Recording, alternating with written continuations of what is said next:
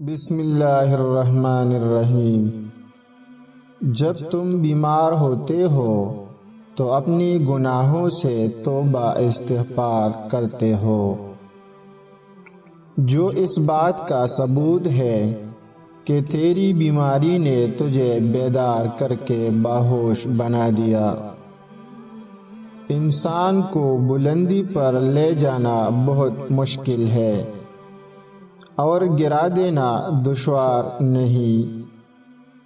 نادانوں اور جاہلوں کی صحبت سے گریز کرو اور لوگوں کی جفائیں برداشت کرو۔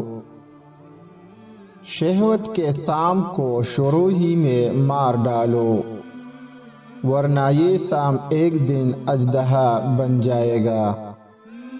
3 قسم کے لوگ تمہیں کبھی کامیاب نہیں ہونے دیں گے، ان سے بچو۔